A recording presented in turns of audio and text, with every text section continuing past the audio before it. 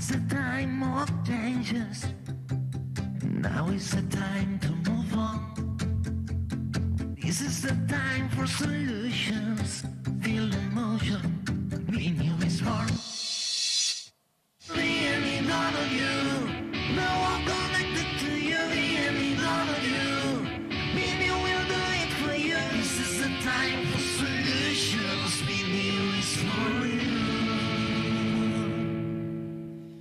Buenas tardes, seguimos en la Barcelona New Economy Week. Agradecemos a los patrocinadores, agradecemos al Port de Barcelona la colaboración con este evento y también a Agbar, empresa de gestión del ciclo integral del agua con más de 150 años de historia. En esta sesión que empezaremos, en un minuto y poco, hablaremos de hub. Hub es una palabra que se ha puesto últimamente mucho de moda, pero lo vamos a atribuir al hub tecnológico, al hub de innovación. Estos son espacios donde startups, emprendedores, empresas y administraciones aunan esfuerzos y conocimientos para acelerar la innovación tecnológica. La verdad es que cada vez son más las ciudades que se preocupan o que quieren convertirse en centro y en polo de atracción. De hecho, ya esta mañana, cuando, por ejemplo, en la primera sesión hablábamos de economía verde, Jordi Torrent, desde el Port de Barcelona, ya nos comentaba, ¿no?, la intención de que Barcelona se convirtiera en este polo, en este hub de innovación y tecnología. Justamente Barcelona ocupa un buen puesto en el ranking de ciudades donde establecerse desde un punto de vista de las empresas tecnológicas y de innovación. Miren, este mes de marzo de este año, el estudio Startup Heatmap Europe situaba a Barcelona como una de las 3 mejores ciudades donde instalar una empresa tecnológica, solo por detrás de Londres y Berlín. Y si miramos pues otro estudio elaborado por el Instituto de Estrategias Urbanas de Japón, pues colocaba a Barcelona entre las 25 ciudades más competitivas del mundo y demostraba así pues que se consolida como hub tecnológico y lugar de emprendimiento digital. Está claro pues que Barcelona es un caso de éxito en el desarrollo de estos ecosistemas innovadores y de todo esto vamos a hablar en la siguiente sesión. Yo les presento al moderador, él es Alex Font. Buenas tardes. Buenas tardes. Y es el periodista corresponsal económico del diario Ara. Con él y con sus ponentes pues hablamos de hub, pero de hub de innovación tecnológica.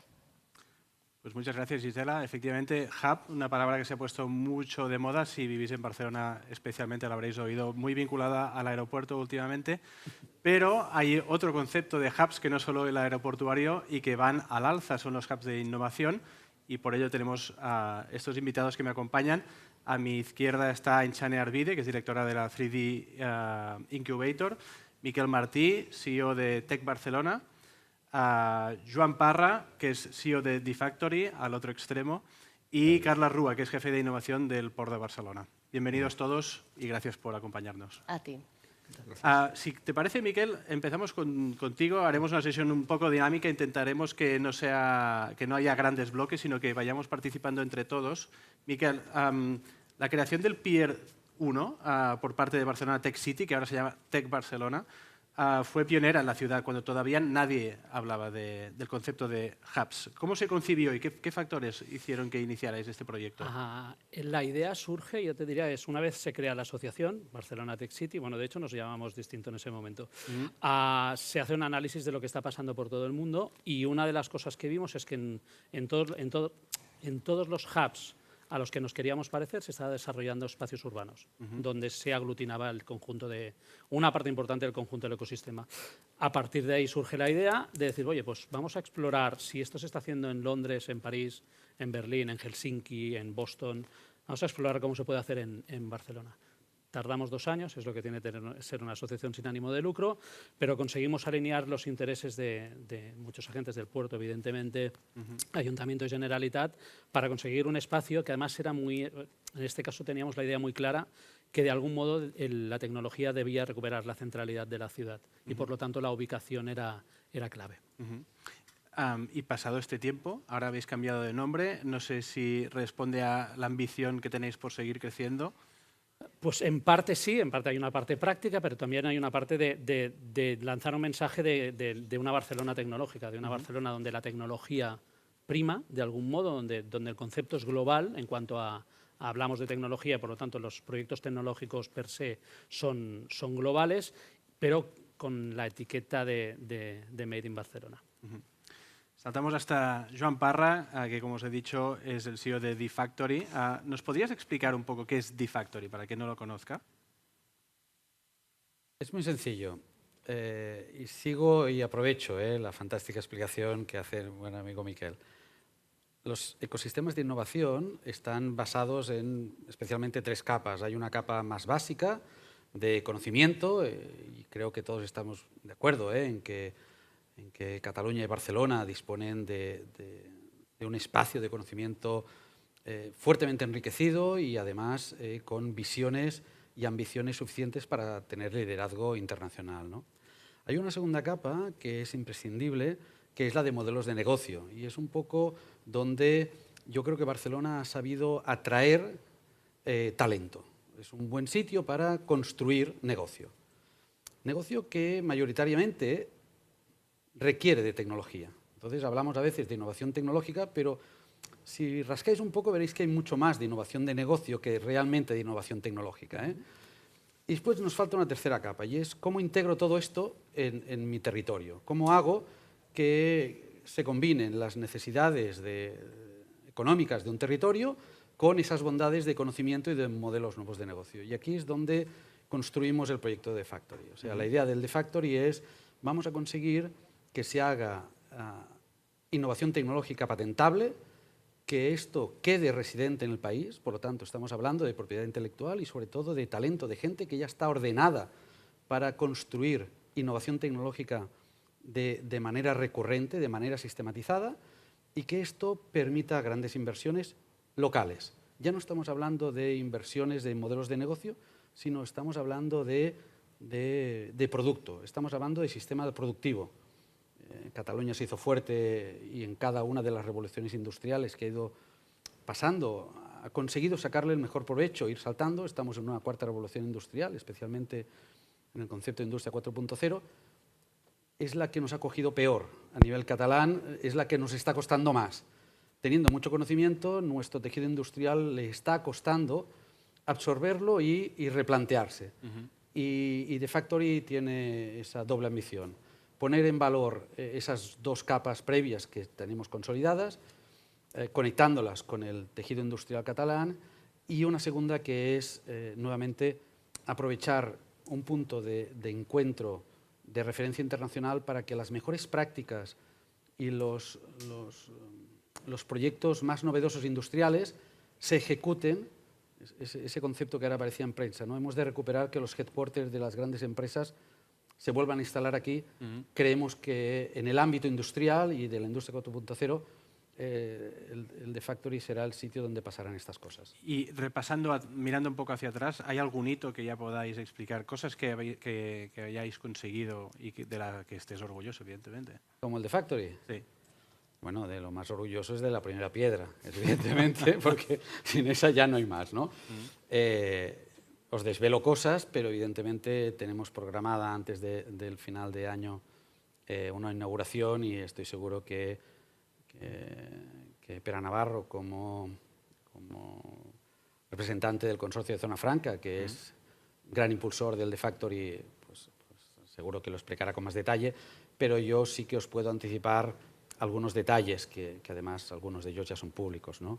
O sea, hemos conseguido que las empresas, las grandes internacionales, visualicen punto de aterrizaje claro en el The Factory, que las empresas locales de diferentes ámbitos vean que es la mejor ubicación posible para sus departamentos de I+D enfocados en esta industria 4.0, y de cada una de las verticales, robótica, impresión aditiva o impresión 3D, sensorización, Internet de las cosas y datos, estamos consiguiendo que aterricen un par o tres de proyectos. Recientemente visteis en prensa también la capacidad de supercomputación que tendremos a disposición de los proyectos que se realicen desde el The Factory, teniendo a disposición el primer supercomputador para hacer pruebas, para hacer estos desarrollos y estas patentes en el ámbito privado. La planta piloto que tenemos ya con impresión 3D, el hub de 3D, que es fruto del trabajo que hemos hecho previamente y que ya desplazamos para aquí. Y Recientemente hemos cerrado un par de acuerdos más que saldrán en prensa en breve, relacionados especialmente en la robótica, que es el nuevo ámbito de ruptura del conocimiento. Esa robótica que va más allá de las películas y que, aunque se parece un poco, lamentablemente ahora cuando innovamos parece que estemos alcanzando aquello que hemos visto en el cine, ¿no? Mira, aquello que vemos en el cine con efectos especiales ahora ya se puede hacer, ¿no? Pero que es muy relevante para lo que nos viene. Aprovecho que Joan lo ha mencionado para preguntarte a Enchane. Hace 2 años que inaugurasteis la primera incubadora de alta tecnología en impresión 3D. No sé si nos puedes contar un poco cómo han sido estos 2 años. Pues han sido apasionantes, casi tan apasionantes como esta semana de Vinew. Aprovecho para agradecer a las personas que me han invitado, patrocinadores, consorcio de la Zona Franca. En realidad no han sido 2 años, ha sido 1 año y un COVID. Por lo tanto, la cosa cambia, la cosa cambia. Son como los años de los perros, cuentan por 7. Efectivamente. Bueno, pues la verdad es que ilusionadísimos. Es un proyecto liderado por el consorcio de la Zona Franca y la ITAD, por lo tanto muy vinculado a la de Factory, aunque solo sea por los agentes que lo dinamizan. Es un proyecto que se inaugura, como bien dices, hace 2 años, cofinanciado con fondos FEDER a través de la Fundación INCIDE, 3 millones de inversión, muy centralizados en inversión tecnológica, con el objetivo de que la base emprendedora pueda adoptar estas tecnologías de impresión 3D en sus modelos de negocio. Por lo tanto, es una incubadora que difiere un poquito de las incubadoras al uso, en el sentido de que tiene una verticalización tecnológica muy clara y pone a disposición de las startups no solo conocimiento científico-tecnológico a través de nuestro partner Leitat, sino a través de los equipos que hemos podido adquirir con esta ayuda. Y qué decirte, pues ilusionada, muy contenta con esta iniciativa. Han pasado más de 70 proyectos ya, no por nuestras manos, por nuestras instalaciones, y más de 500 solicitudes, por lo tanto, abrumados con el éxito, y bueno, esperamos que los siguientes 2 años sean igual de satisfactorios a nivel personal. Pero parece que está como un poco de moda el concepto de incubadora. No sé cuál es vuestro modelo, en qué se diferencia vuestro modelo. Sí es cierto, hay muchísimas incubadoras, todas son estupendas y seguro que aquí Miquel me puede ayudar muchísimo. Normalmente son espacios que están en el centro de la ciudad, por esto que hablábamos de centralizar toda la tecnología en las ciudades y volver a poner el foco en las ciudades. Son espacios preciosos, por qué decir del Pier One, con mentes privilegiadas, con normalmente muchísima gente programando y por lo tanto lanzando productos por la chimenea. Nuestra incubadora es exactamente igual. Lo que pasa es que nuestros productos salen por la puerta, ¿no? Tenemos un cierto asesoramiento tecnológico y equipos que permiten que las personas que están desarrollando productos desarrollen productos físicos producidos a través de impresión 3D, que aporta ciertas ventajas y que, por lo tanto, bueno, pueden lanzar al mercado más rápidamente y acortando el time to market. Muy bien. Carles, te ha llegado el turno. Tú trabajas en Port de Barcelona, que es una infraestructura que a veces nos olvidamos que también puede innovar. ¿En qué innova el puerto de Barcelona? A ver, el puerto de Barcelona, dentro de lo que son los puertos, digamos, europeos, yo creo que podemos decir que estamos en la Champions League, ¿vale? No te diré que ganemos la Champions, ¿vale? Pero estamos ahí. O sea, porque a veces parece que no se visualiza que puertos españoles, y el puerto de Barcelona en concreto, no los visualizamos como puertos innovadores. Todo el mundo piensa en Rotterdam, todo el mundo piensa en Hamburgo, todo el mundo piensa. Pero yo creo que nos podemos tutear perfectamente, ¿vale? Dicho esto, ¿en qué innovan los puertos? Pues básicamente hoy en día innovan en 3 cosas. Y esto miras todos los puertos del mundo así un poco avanzados y hay 3 elementos en los que están innovando. El primero de ellos es sostenibilidad. Todos lo hemos tomado muy en serio el concepto de la transición energética. Todos entendemos que lo de quemar fuel no es una buena solución y que evidentemente tenemos que pensar en alternativas más sostenibles para los puertos. Esto yo creo que ya lo hemos comentado en alguna otra sesión aquí en el Venue, pero OPS, es decir, conexión eléctrica de buques, nuevos combustibles, amonia, metanol, hidrógeno, etcétera, etcétera, van a ser los topics del futuro en Barcelona, pero en todo el resto de puertos. El segundo elemento es la digitalización. Pensemos que los puertos trabajamos con cadenas logísticas globales, ¿vale? Es decir, hay una mercancía que sale de una fábrica en China y llega hasta un pueblo al lado de Zaragoza, por ponerte un ejemplo, ¿no? Claro, digitalizar una cadena de este tipo implica digitalizar todos los agentes que intervienen en el proceso de transformación o de movimiento de la mercancía. Por lo tanto, estamos hablando de un problema de escalabilidad muy grande. Porque un piloto que yo hago en Barcelona, para un determinado tema, es posible que lo tenga que replicar en toda la cadena o que tenga que tener un impacto en toda la cadena, porque si no se muere aquí, ¿vale? integrar todos estos agentes es un reto importante que tenemos todos los puertos y establecer las pasarelas de datos, la información necesaria para mantener el track and trace y la seguridad de las mercancías, etcétera, etcétera. Y el tercer elemento en el cual están, yo diría que innovando todos los puertos, es en la propia innovación. Es decir, desde hace unos años el concepto de Port Innovation Hub se está multiplicando. Probablemente aquí empezaron Rotterdam y Singapur con el Port XL y el Pier 71 en Singapur, pero ahora es difícil pensar en un puerto un poco avanzado que no esté pensando en desarrollar sus propios conceptos de innovación, básicamente porque es un factor de competitividad.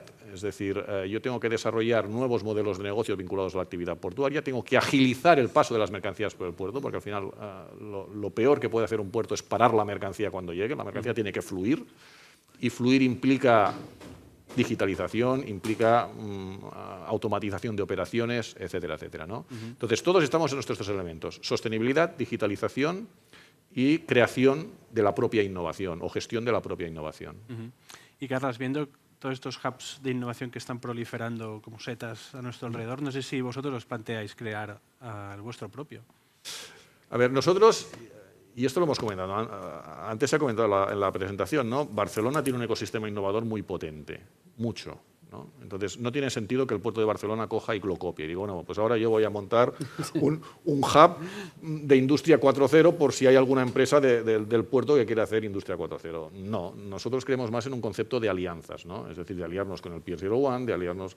De hecho, hemos enviado a alguna empresa de impresión 3D, por ejemplo. Porque... y unos proyectos interesantísimos, además. Correcto, ¿no? Entonces... creemos más en este concepto de alianzas, ¿no? Decir, oye, aprovechemos el ecosistema que hay en Barcelona, que es de lo mejor que hay en Europa, más que ahora ponernos a competir en este sentido. Sí que es cierto que hemos detectado que a nivel de Barcelona hay algún hueco, en el sentido de que hay algunos aspectos que el ecosistema actual no cubre, ¿vale? Todo el tema de la industria marítima, todo el tema de la blue economy, ¿no? Estos son aspectos que los hubs actuales de momento no están cubriendo. Entonces creo que nosotros nos focalizaremos en estos aspectos, ¿no? En lo que es tema transporte marítimo, tema logística marítima, blue economy, desarrollo de la economía basada en el mar, sostenible, etcétera, etcétera. Pero no vamos a hacer un hub generalista intentando competir con otros hubs de la ciudad, sino que en todo caso buscaremos los huecos que hayan y ahí es donde nos focalizaremos, porque además es nuestro papel como puerto, no cubrir todo el espectro. Efectivamente. Y, Miquel, vosotros ya lleváis desde 2015, si no me equivoco, 2016. Sí. 16, por tanto, ya lleváis un lustro de vida. Pasada esta primera fase, ¿cómo enfocáis el crecimiento? ¿Estáis dejando de ser una startup, digamos, para empezar ya la fase de crecimiento? No sé... Yo te diría que dejar de ser startup no lo dejaréis nunca por cómo funcionamos. Yo te diría, de entrada, el Pier, de algún modo, para nosotros era nuestro MVP. Era vamos a probarlo, vamos a ver si funciona.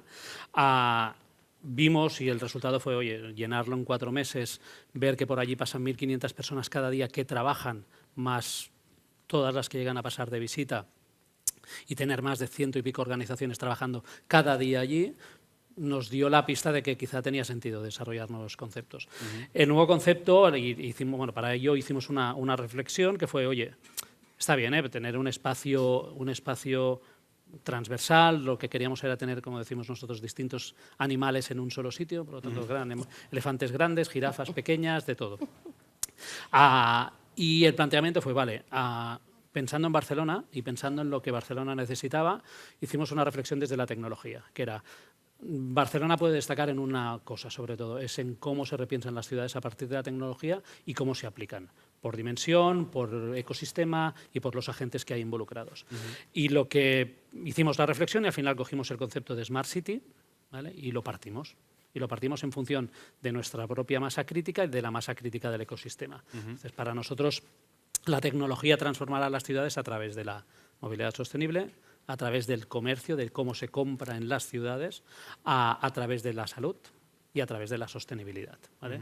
Durante el camino que nos ha pasado, habiendo probado y habiendo ejecutado, nos han venido también otros sectores, quizá, yo no sé si atreverme a decir de nicho, pero sí que mucho más concretos, como puede ser el sector legal, el sector de seguros, el sector del deporte, muchos sectores que de algún modo nos piden que les acompañemos en la transformación, combinando una cosa que para nosotros es muy relevante, que es el contenido con el continente. Entonces, lo más probable es que en breve, no me atrevo a poner tantas fechas como decía el buen amigo Joan, pues es bastante probable que en breve inauguremos ya el Hub de Salud, que para nosotros es muy, muy importante para la ciudad, y podamos hablar también de movilidad y retail rápidamente. Esperamos en un cierto tiempo también poder hablar de sostenibilidad con los partners adecuados. Y una pregunta, el concepto de hub urbano, tal y como hemos pasado una pandemia, las maneras de trabajar están cambiando. No sé si el modelo sigue siendo exactamente este o hay que irlo adaptando un poco. Muy buena pregunta. Yo te diría, después de la ola del todo el mundo en casa, lo que estamos viendo es que la gente está volviendo a la oficina. ¿Qué está pasando? Pues que ¿Completamente o este mix? Bueno, se está yendo al modelo mixto por ahora, pero también estamos viendo que la gran mayoría de empresas están optando por volver mayoritariamente a trabajos presenciales. Y esto te cambia el concepto. De hecho, te modifica un poco el concepto anterior al que existía previamente. De hecho, si me dejas profundizar un poco, para nosotros la idea que hay detrás de todos los hubs que estamos creando, que denominamos peers, está muy vinculado con el concepto campus.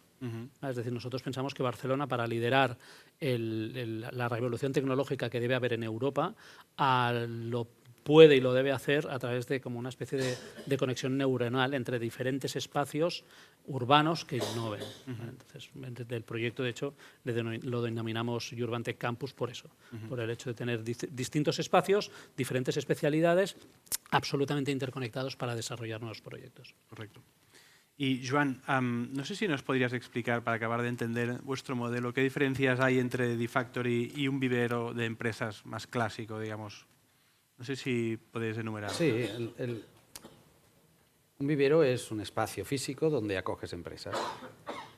Puedes darle más prestaciones o menos, puede estar más céntrico o menos, pero hay un montón de sinergias que no tienes ninguna necesidad de obligar a que los participantes las utilicen. Entonces, cada uno tiene su puerta y tiene su llave. Oye, si quieres nos encontramos en la cafetería y si no, no. Barcelona ahora va, en el 2022, hay una previsión de oficinas, yo creo que espectacular, la más alta que saldrá a mercado nunca en la historia, porque hay muchas compañías que piensan que es una muy buena ciudad para captar talento. Y después haremos un énfasis especial en el concepto de talento. Es relativamente sencillo. Cojo un espacio que sea razonable, más o menos bien ubicado, más o menos cómodo y alquilo espacios. Si se lo alquilo a personas es una vivienda y si se lo alquilo a empresas es un vivero. ¿De acuerdo? El D-Factory solo hace proyectos de innovación. Entonces, no es para que se ubiquen las empresas. No, es un espacio con mucha tecnología. Entonces, no tendría sentido. Hay actividades que la empresa no tiene por qué tenerlas allá. Y en contrasentido también, hay muchas actividades que tienen que ver con innovación y especialmente aquellas que tienen que ver con equipamientos, con el robot, con el dron, con el superordenador, que requieren espacios específicos que no existen en Barcelona. Entonces, tienen que tener su equipamiento especial. Bien conectados, evidentemente. Hay que aprovechar los modelos de negocio para que cuando tengan aquella patente acabada la puedan lanzar rápidamente a un recorrido modélico. Barcelona es una lanzadera de startups fantástica, apoyado también con el sistema público de investigación y evidentemente de universidades, pero estamos recuperando el concepto de hacer I+D industrial. Y eso requiere unos espacios que son sofisticados, con unos equipamientos que son sofisticados y con un personal que sí es tremendamente caro. Y ahora retomo lo que os comentaba antes de la palabra talento, ¿no? Los nuevos modelos de negocio requieren mucho más de habilidades que de conocimiento. Hemos llegado a un momento en el cual todos competimos casi por el mismo talento. Antes, el concepto de conocimiento vertical era imprescindible para que tú te incorporaras a una compañía, incluso para que progresaras. Pero ahora no tienes que saber de coches para trabajar en SEAT, o no tienes que saber de comida para trabajar en una de alimentación. Y estamos buscando mucho más unas habilidades soft que son mucho más complicadas de desarrollar en el sistema universitario actual y que todos hemos detectado ya claramente de que son las que más nos interesan para nuestros equipos. Entonces, a mí me pasa con las empresas que cuando buscamos gente para el I+D estamos persiguiendo las personas. Este talento es escaso. Retenerlo es complejo y plantearles carreras de medio plazo para que se puedan consolidar grandes departamentos de innovación tiene algo más de artístico que de empresarial. Y esto es lo que hacemos en el The Factory. Entendido. Ainchane, vosotros no sé si tenéis algún caso de éxito entre las iniciativas que han pasado por vuestra casa. Tenemos varios. Que se puedan explicar. Tenemos varios. El problema es que yo soy como hija de padres divorciados, que quiero lo mismo a mamá que a papá. O sea, a mí me duele mucho tener que mencionarte solo 2 o 3, Bueno. porque desde el momento en que les hemos aceptado, porque ellos han querido estar con nosotros, entendemos que todos son proyectos que o han tenido ya éxito o lo van a tener en el corto plazo. Pero si me obligas, te mencionaré a alguno. que selecciones 3 y si alguien se queja es mi culpa. Estupendo, 3, y no por orden de importancia, sino por lo que me viene más cerca a la cabeza. Un bien de consumo. Estamos hablando de Odyssey, estamos hablando de unos saxos impresos en 3D con una electrónica incorporada, embebida, que se conectan por Bluetooth y que por lo tanto tienen la virtud de poder practicar en el AVE, en casa sin molestar a la compañera, al compañero, al vecino. Por lo tanto, es un proyecto muy novedoso. Lo que le ha permitido la incubadora es hacer un prototipo muy rápido, en ausencia de moldes. Todos sabéis que la impresión 3D es una de las ventajas que aporta. Y bueno, le está yendo estupendamente. O sea, ya vamos, vuela libre, vuela libre. Otros 2 casos de éxito de movilidad. Tenemos a Rai y a Pursan, unas motos eléctricas estupendas. También les ha servido para prototipar. Y luego, por mencionar un caso que sé que estuvo ayer aquí, Escriba, el tartista, él se denomina tartista. Bueno, pues a él le estamos ayudando a hacer los contramoldes en impresión 3D para que pueda hacer una variedad infinita de monas que todos podamos disfrutar. Pero nos estás hablando de sectores súper distintos, Bueno, desde que saxos claro, hasta tartas. Sí, por eso Entonces, me cuesta tanto elegir. Es que lo que tiene la impresión 3D es que es una tecnología que prácticamente cualquier sector puede adoptar si se ve beneficiada por alguna de las ventajas, que son muchas, que aporta la impresión 3D. Ponnos también 3 ventajas, por ejemplo, Vale, o algunas ventajas que tú veas. Pues vamos, sabemos que la impresión 3D se imprime por capas, crece como la naturaleza. O sea, en vez de hacer el embutido, lo que hacemos son las lonchas, y de las lonchas crecemos, yo qué sé, el fuet, ¿correcto? Esto nos permite aligerar. Si nos permite aligerar, interesa muchísimo para el mundo de la movilidad, por ejemplo. Otra de las ventajas sería el rapid prototyping, todo lo que tiene que ver, bueno, pues yo qué sé, con hacer prototipos funcionales muy rápidamente. Piensa que podemos hacer un prototipo.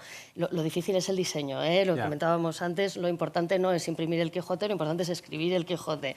Por lo tanto, una vez que tenemos el Quijote escrito, imprimirlo, solo faltaba que la tecnología no funcionara. Funciona y funciona muy bien. Por lo tanto, podemos variar prototipos con un tiempo de mercado pues prácticamente ridículo. Y la tercera ventaja sería, evidentemente, la personalización. Piensa que imprimir piezas distintas, personalizadas, no incrementa el coste unitario si lo hacemos a través de tecnologías de impresión 3D. Por lo tanto, todo el sector health tech se puede ver también muy, muy interesado, para que comentemos después. Aprovecho para pedir, si alguien que nos esté viendo quiere hacer alguna pregunta, nos la pueden hacer llegar. Quedan 20 minutos más o menos de sesión, con lo cual ahora es el momento. Carlas, no sé si nos podéis explicar si a día de hoy trabajáis muy habitualmente con startups. ¿Cómo es vuestra relación con ellas? Desde un sector, digamos, que quizá vemos como más tradicional, con un mundo tan innovador y tan disruptivo, es una mentalidad muy distinta, ¿no? Sí, bastante. ¿Para qué engañarnos? No te voy a engañar, no te voy a engañar. Es decir, si tú coges, dices, oye, os pregunto ahora a vosotros, oye, dime la lista de los 10 sectores más innovadores del mundo, nadie se le va a ocurrir el sector portuario o el transporte marítimo, claro, o sea, estaríamos el último de la lista. A mí me han dicho que elija 3 y uno era la movilidad. Sí, la movilidad sí, pero el transporte marítimo... Muchas ramificaciones. Sí, no, y la gestión portuaria tiene un cierto... bueno, que no es lo más innovador del mundo, ¿no?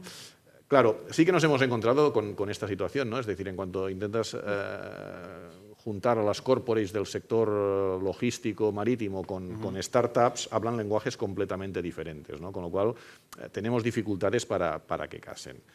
Bueno, pues hay que seguir con el tema, ¿no? Es decir, al final lo que sí está comprendiendo un poco el sector es la necesidad de innovar.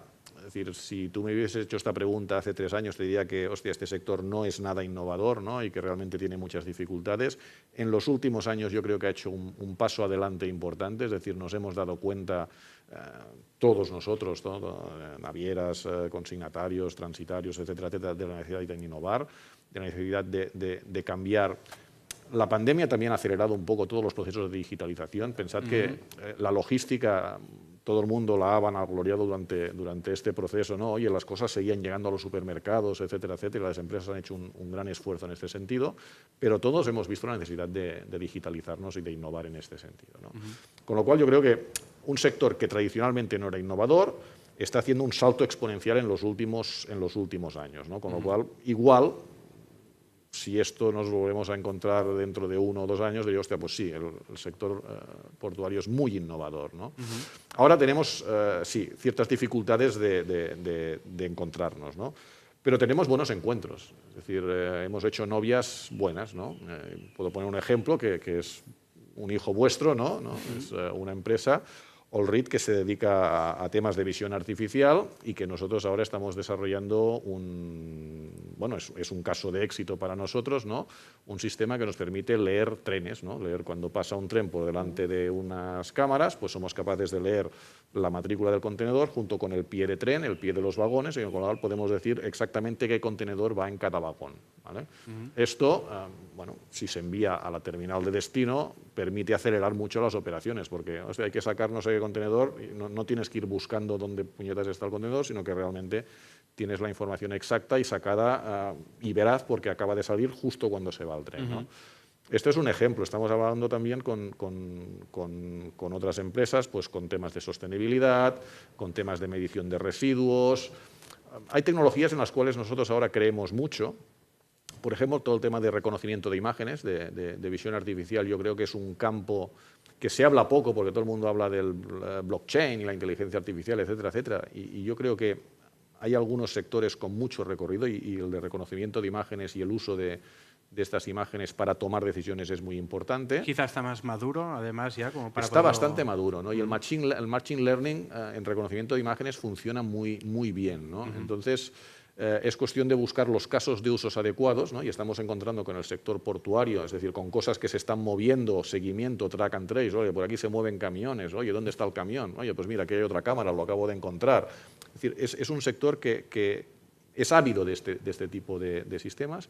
El uso de inteligencia artificial, ¿no? Para optimizar la toma de decisiones también es muy importante, porque al final aquí nos encontramos con que, es decir, retrasos en determinadas operaciones, claro, cuando lo multiplicas por el número de contenedores o por el número de camiones que entran en el puerto o por el número de tal, al final te dan unas ineficiencias importantes, ¿no? Con lo cual, temas de optimización que pueden parecer nimios, en algún sentido, digo, claro, usted está optimizando aquí 2 segundos de tal, sí, pero 2 segundos por no sé cuántos contenedores o por no sé cuántos camiones, o sea, pues ya son horas, ¿vale? Ya son horas, ¿no? Entonces, los temas de optimización también yo creo que tienen mucho recorrido. Y luego también todo el tema del track and trace de la cadena de suministro, el seguimiento documental de la cadena de suministro. Es decir, aquí hay muchos temas de integración entre agentes, porque la cadena, como he dicho antes, va desde China hasta Zaragoza, ¿no? Y al final Ahora las cosas, estamos viendo justamente que las cadenas pues les cuesta estabilizarse en la fase post-COVID. Tecnologías como estas podrían ser muy útiles. Pueden ser muy útiles, hacer un correcto track and trace de la mercancía. Más que nada porque al final muchas veces no es tanto la optimización propiamente dicha, sino la información que hay relacionada. Es decir, si yo tengo la información de dónde está mi mercancía, puedo tomar decisiones. Si yo no sé dónde está, has perdido. Estoy perdido, ¿no? Entonces puedo decidir, ostras, hay un retraso, bueno, pues la envío por avión o hago otro pedido o hago no sé qué, o sea, puedo tomar decisiones. Cuando no tengo información, no puedo tomar decisiones, ¿no? Entonces, aquí la clave está probablemente en facilitar la transmisión de la información a lo largo de toda la cadena. Y en esto sí que es cierto que ahora se está innovando bastante y todas las empresas se han dado cuenta de que este es el punto, el objetivo, ¿no? Hacia el que hay que ir. Correcto. Os lanzo una pregunta para los 4 a la vez, a ver quién es el que quiere empezar, pero ¿por qué Barcelona? Ha salido un momento, antes Joan lo ha mencionado un poco, de Barcelona es un sitio en el que está muy bien poder hacer algo así, pero ¿por qué? ¿Podemos adentrarnos un poco, ya que vosotros teníais Barcelona Tech City como nombre, quizá quieres romper tú el hielo? A ver, ¿por qué Barcelona? Yo te diría, de entrada, esto es parte de la explicación del día a día, es después de los Juegos Olímpicos hay como un cambio de mentalidad en la ciudad, es decir, se rompe la crisis, la cierta depresión que había y se empieza... Básicamente son los privados quienes empiezan a trabajar en el sector digital, desde el 92 hasta finales del siglo, y con casos de éxito, con fracasos. Rápidamente las administraciones públicas se suman, ¿vale? Las escuelas de negocios se suman, hay una segunda ola, hay una tercera ola de emprendedores. Los primeros emprendedores ya no son emprendedores solamente, sino que además son inversores, y se va creando un ecosistema que no es consciente de que es ecosistema, ¿vale? Pero sí que de algún modo, lo que en catalán llamamos fer bullir l'olla, o hacer girar la rueda, pues se hace girar la rueda. Después de esto, ¿qué pasa? Yo creo que hay dos elementos clave, y aquí me voy a tirar algo mérito en este caso. Un mérito muy importante que tiene la ciudad es el hecho de tener el Congress en la ciudad, ¿vale? Mobile durante sobre todo en el 2013. Y de hecho creo modestamente también nosotros colaboramos sobre todo a dos ideas principalmente. Pues nosotros, Barcelona Tech City o Tech Barcelona ahora, que es la idea de ecosistema, ¿vale? Que al final es la suma de diferentes agentes con un objetivo último, que es hacer de Barcelona... Justamente para ser conscientes, o sea, pasamos a ser conscientes de que tenemos un ecosistema. Correcto, para mí es un elemento muy importante. Y el otro, que es... Igual que en Londres en su momento estaba el distrito de Shoreditch o ahora más recientemente King's Cross, de repente la ciudad, más allá de los proyectos que ya existían, pues tanto en zona franca, más industrial, o en el 22 arroba más sector digital, pero amplio y todavía sin una definición muy importante o muy concreta, de repente pues, aparece un edificio que fija mucho la vista. Y este fijar mucho la vista pues, nos hace que del puerto de Rotterdam, nosotros nos consideramos bastante un proyecto portuario, que del puerto de Rotterdam nos vengan a conocer y quieran saber cómo se ha implementado, que del resto de España quieran conocer, sobre todo, todas las ciudades que quieren tener un hub, quieran conocer de una manera rápida y concreta y concisa cómo se ha montado eso y cómo es capaz de combinar agentes tan distintos sin pelearse, cosa que suele ser, que es una, digamos que es... No acostumbra pasar. Te diría que es un milagro. La suma y el compendio de todo hace que de repente, en el 2013, si tú miras cualquier clasificación, España, Barcelona, Cataluña, no salía en ningún lado, ninguna ciudad española, de repente empiezan los rankings de manera frecuente, acaban poniendo a Barcelona siempre entre las 5 primeras ciudades de Europa cuando hablamos de emprendimiento. Es decir, una gran ciudad para emprender, una gran ciudad para invertir, una gran ciudad para crear tu propio negocio, una gran ciudad para atraer inversión y para atraer compañías, que se está viendo ahora. Sí. Y viendo además con la singularidad que tiene Barcelona, que en el fondo no es capital de Estado y por lo tanto tiene que buscar otras fortalezas, pues sí, Barcelona. Yo creo que tenemos diferentes pilares, talento, como decía Joan, para mí la competición es absolutamente talento, pero tenemos talento, tenemos casos de éxito, tenemos incubadoras y aceleradoras, que en el fondo lo que te hacen es acelerar el tiempo al mercado de tu propio desarrollo. Tenemos VCs, tenemos inversión y tenemos agentes diversos que ayudan a construir la realidad. Yo te diría que no hay tantos sitios en Europa que tengan un balance tan equilibrado.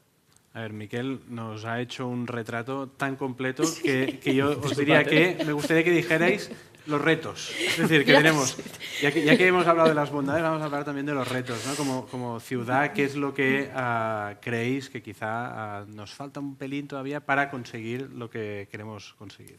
¿Quién se atreve? Yo puedo hablar de mi sector, ¿no? Correcto, del sector logístico, que es el que más conozco, ¿no? Y precisamente el reto viene por lo que he comentado antes, es decir, no es un sector especialmente innovador, ¿no? Entonces, hay que potenciar esta innovación y este acercamiento entre las startups y lo que son las corporates del sector. Pero con un agravante y un problema que en este sector es más grave, es que tienes que pensar a nivel global, porque la logística tiene lugar a nivel global. Entonces, que nosotros hagamos una cosa, hagamos un piloto y funcione bien como prueba de concepto aquí, no sé, algo relativo con un barco, y vamos a hacer barcos cuadrados. ¿Vale? Y es fantástico, hostia, un cubo así que flota, lo pongo en el agua y lleva muchos contenedores, pero como es cuadrado caben más, ¿no? Perfecto. Vale, pero este barco otro día estará en Shanghái. ¿Puede atracar este barco en Shanghái? O sea, las innovaciones que hagas, los desarrollos que hagan, tienen un problema de escalabilidad importante cuando hablas de logística o cuando hablas del entorno marítimo. Y es que tienen que funcionar en todo el mundo. Canal de Panamá, ¿no? Bueno, el canal de Panamá ya está pequeño antes de hacerlo. O sea, antes de ampliarlo ya se había quedado. Vimos que en Suez pasó lo que pasó. En Suez pasó lo que pasó, ¿no? Este es otro de los temas, ¿no? Uno de los retos que tenemos importantes van a ser precisamente lo que acabas de decir, las disrupciones. Estamos en un entorno cada vez más disruptivo y, por lo tanto, una parte de nuestra innovación tiene que ir a saber hacer frente a estas disrupciones para poderlo neutralizar, ¿no? Entonces, yo creo que aquí va a haber nuevos modelos de negocio vinculados a cómo poder, digamos, balancear o equilibrar las cadenas logísticas para evitar que lo que está pasando ahora, ¿no? Digamos, estas shortage de productos en un sitio, falta de contenedores en otro, es decir, todo esto realmente las cadenas puedan absorberlo con mayor facilidad, porque es cierto que ahora hemos tenido una pandemia, es cierto que ahora le echamos la culpa de todo a la pandemia, pero es que van a seguir habiendo pandemias, entre comillas, no de coronavirus, pero van a pasar cosas, o sea, luego es un barco que se atasca, luego es un no sé qué, luego un puerto que cierra tal, luego, o sea, todo esto es el nuevo, exacto, es la new normality, es la normality, ¿no? O sea, con lo cual, bueno, pues hay que innovar para poder enfrentarse a esto, ¿no? Y las cadenas logísticas, que son realmente los que llevan el producto a tu casa, ¿vale? Y ahora además yo soy muy exigente, ¿no? Y el producto lo pido con un móvil y lo tengo que pedir con un dedo, no ya con dos manos, ¿no? Con un dedo. Si tengo que usar los dedos ya no lo pido. Y que llegue mañana. Exacto. Hoy y a las 3 de la tarde, que es cuando estoy en casa. Claro, yo soy mucho más exigente, las cadenas son mucho más complejas, necesito innovar. Abro otro frente. ¿Cuál es la gracia de trabajar en un modelo de hub? ¿A las empresas les puede costar al principio? Joan, no sé si te atreves a... Bueno, es una cultura distinta, quizá, a la que están acostumbradas. Es lo que hablábamos antes, la diferencia entre un espacio de vivero, que comentabas tú antes, de espacios que están uno contigo al otro, o de espacios abiertos, donde obligas a la gente a hacer el más de conjunto. Ese es el reto. Lo que más nos ha costado a nosotros en The Factory es conceptualizar las reglas de juego. La gente viene y dice, yo quiero estar aquí, pero quiero una puerta y una cerradura. Pues usted no puede estar aquí. Y claro, hay empresas que les cuesta. El inseguro no hay problema, ya cerrará. No hay vuelta atrás. Las reglas de juego que comentábamos ahora te obligan a que, o entiendes que esa colaboración te permitirá llegar mucho más rápido si tienes claro cuál es tu producto o servicio, a tu cliente, y con eso te posicionas y creces. Pero si vas a perder el tiempo discutiendo si con este o con el otro me interesa más o me interesa menos y tardas en tomar la decisión, cuando la tomes no hace falta que la ejecutes, ya llegas tarde. Es lo más complejo ahora. Y tal vez, y por cultura latina, es lo que más nos cuesta aquí en Barcelona. O sea, aquí el salto de trabajar... controlar nuestra parcela, ¿no? Sí.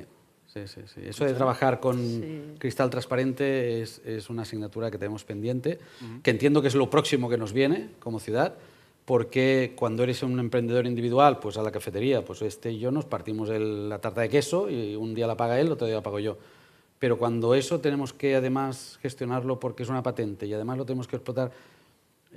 una cosa es cuando el proyecto es en el tan momento en que iniciático, lo escalas, que es mundo de las ideas todavía, ¿no? Pero cuando ya hay patentes, efectivamente... Y aquí estamos hablando de grandes compañías, porque, seamos realistas, hay una parte del sistema que mediáticamente parecen como desapercibidos, ¿no? Pero los grandes grupos industriales siguen siendo aquellos que nos permiten sobrevivir como sociedad. El mundo ha invertido mucho en investigación, pero son 3 compañías las que han sacado las vacunas. Estamos hablando de I+D industrial. I+D industrial. Lo digo 2 veces, porque a la primera no se entiende. Y dices, ¿esto qué es exactamente? Pero es que sin esto no funciona nada. Carlos, ¿me pedías la palabra? Sí, no, yo quería decir que cuando hablas de la relación entre startups y empresas y tal, Yo he notado muchas veces que hay una falsa sensación, ¿no? cuando pones el encuentro, de que algunas corporaciones, algunas empresas dicen, bueno, yo lanzo un reto, ¿no? Y entonces vienen las startups y me lo resuelven y ya me dan la solución, llaves en mano y ya está, ¿no? Ya, perfecto, y tal, ¿no? Y no funciona así. No va así, no va así. Es decir, cuando tú lanzas un reto a una startup, vas a tener que trabajar duramente con la startup. Es decir, no hay una solución mágica o un señor con una varita mágica que dice, mire, la solución está aquí, ¿no? Porque la startup conoce una tecnología y la conoce muy bien, pero el problema lo conoces tú. Sí. Entonces, o eres capaz de interactuar con la startup y ser capaz de explicarle el problema, de trabajar con ella, de ver los puntos fuertes, los puntos débiles de solución, por qué esto lo puedo aplicar, por qué esto no. Y luego, no te olvides, cuando esto funcione, lo vas a tener que integrar en tu sistema. Y la startup no tiene ni puñetera idea de cómo funciona tu sistema, ¿no? Claro. Con lo cual, digamos, la opinión de que lanzo un reto y la startup me lo resuelve, no. O sea, lanzo un reto y ahora voy a trabajar yo el 80% y la startup me va a ayudar en el 20% tecnológico vinculado a ese reto. Pero el trabajo No estás sigue comprando una estando, solución. No estoy comprando una solución. Y esto hay que entenderlo, ¿eh? Hubo la época, o sea, 2000, saliendo de la crisis inmobiliaria, hubo 3 o 4 años en los cuales muchos departamentos de I+D de empresas se vieron con presupuestos absolutamente reducidos o completamente cerrados porque se pensó que externalizando el I+D las startups ya lo tenía resuelto. Y ahora ha llegado ese resultado de, oiga, no, yo no puedo renunciar a mi propia estrategia de I+D y lo que tengo que ser es astuto en mi planteamiento, colaborativo en mi sistema de trabajo y claramente enfocado a cuál es mi necesidad, ¿no? Pero gestionar esto requiere de una complejidad, especialmente en habilidades de las personas que se encargarán de que todo esto funcione correctamente, que no es lo habitual, pero hubo una época en la cual la gente estaba absolutamente convencida de que no me hacía falta el I+D interno, ¿no? Y de generosidad, a las startups les da mucho miedo hablar con grandes corporaciones, ¿no? Dicen, me contactan, les resuelvo el problema y cómo continuamos. O sea, yo creo que también hay que tener claras las bases. O me absorben Bueno, mi innovación, que ¿no? ni tan mal, Y pero yo que todos sepamos hacia dónde nos encaminamos, ¿no? ¿Qué pasa cuando yo te resuelva la papeleta? ¿Qué va a pasar después? O sea, establecer bien unas bases iniciales de diálogo para que nadie se lleve a errores y nadie se sienta luego frustrado. Nos quedan 2 minutos y medio Ay, qué lástima. solo. Me gustaría haceros, no sé si... Yo quiero decir algo respecto a Muy esto. rápido. No, es una cosa es trabajar en un hub, que al final es la capacidad de concentración, lo que hace sobre todo es atraer. Es decir, talento atrae talento, compañía atrae compañía y compañía buena atrae talento bueno. Hace ¿vale? de imán. Por lo tanto, esto es lo primero. Lo segundo, como apuntan ellos, es no existe el libro blanco de colaboración entre startup y corporación. 2, y esto es muy importante, el problema del Open Innovation no es cómo colaboras como una startup, sino cómo vuelves para adentro. En este caso es clave tener gente muy buena que entienda los dos lenguajes, ¿vale? Y 3, sí que creo que hay una posibilidad, y yo creo que se está haciendo muy bien en el D-Factory, sí que creo que hay una posibilidad de tener áreas específicas de corporaciones trabajando con startups. Fijaros que digo trabajando con startups, no intentando expoliar startups, no intentando explotar startups, que es un poco distinto. Y lo otro es lo de hacer encargos, en el fondo es más labor de consultoría. No creo que es hacernos trampa al solitario pensar que una startup va a cambiar su modelo de negocio para desarrollar una solución solo para ti. Nos queda 1 minuto y 10 segundos. En una palabra de cada uno para decir para los próximos 5 años, por ejemplo, un deseo de qué es lo que esperáis que conseguir en estos próximos 5 años. 1 minuto que tenemos. Ya que me miras a mí, empiezo Sí.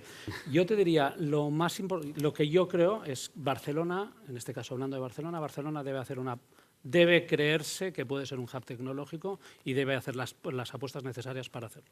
Perfecto. Yo no me atrevo a hablar a 5 años, pero a 2 años me gustaría seguir por la senda de la incubadora y poder acoger por lo menos otros 70 proyectos más. Muy bien, Carles. Yo espero que Barcelona sea reconocida por la innovación en el campo marítimo y de la economía azul, tanto como lo es ahora en tema de nuevas tecnologías y en otros topics. Juan. Que podamos ir a comprar productos que ponga Made in D-Factory, Made in Barcelona. Muy bien, pues muchísimas gracias. Hasta aquí hemos llegado. Gracias, Miquel Martí, por acompañarnos. También a Anchane Arvide, Gracias. Carla Rúa y Joan Parra, por haber placer. venido y habernos ilustrado con este tema tan importante que a veces pasa un poco por debajo del radar de los medios. Muchas gracias. Gracias. Pues muchísimas gracias, interesantes aportaciones sobre los hubs tecnológicos, los que se han hecho aquí desde el plató del B-Sustainability en el Roca Gallery de Barcelona. Me quedaría pues con el hecho de que en Barcelona hay una gran ciudad donde emprender, donde invertir, donde hay talento, hay incubadoras, aceleradoras, inversión y que, vamos, estamos en Barcelona y bueno, ¿por qué no decirlo? Somos buenos, ¿no? Sí. Claro. Que sí. Y también me quedaría con una cosa que comentaba Carlas, ¿no? Que decía, innovación sí, pero que hay que pensar también en global y que hay que ir pues superando esta innovación, tiene que superar las trabas que van apareciendo, ¿no? Ha dicho una frase que la nueva normalidad es justamente la anormalidad. Pues muchas gracias a todos y nada, yo les invito a que dentro de unos minutos vuelvan a conectar con nosotros porque tenemos una Be-Inspirational, ya saben, estas charlas que dan personajes, personas que tienen mucho que decir y la siguiente irá sobre biotecnología.